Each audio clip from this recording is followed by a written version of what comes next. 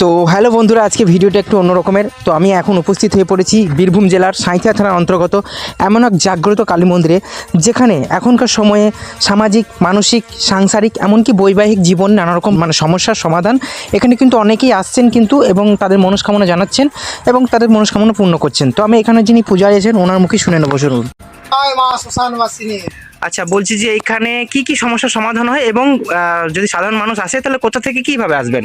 দেখুন, এখন এখনকার সময়ে হ্যাঁ, এই যে মানুষের জীবনে, সাংসারিক জীবনে যে অনেক রকম অনেক অশান্তি, অনেক ঝামেলা, বাস্তুদোষ, গ্রহদোষ, এই যে বিবাহ বিচ্ছেদ, কর্মযোগ, হ্যাঁ, তো এইসবের জন্য মানুষ অনেক আসে মায়ের কাছে। এমনকি মায়ের কৃপায়, মায়ের আশীর্বাদে তাদের অনেকজনে অনেক সুফল হয়েছে।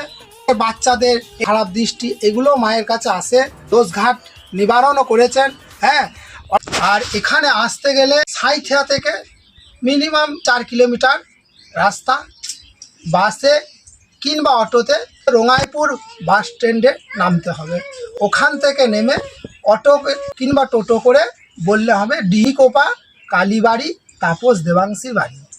দুর্গাপুর, আসানসোল, কলকাতা, বর্ধমান, হ্যাঁ, এদিকে অনেক অনেক ভক্তরা আছেন। ওনারা অন্ডাল থেকে ট্রেনে করে মহিষাদৌড়ি স্টেশন, ওখানে নেমে ওখানে টোটো কিংবা অটো ধরলে ডিগোপা কালীবাড়িকে আসা যায়।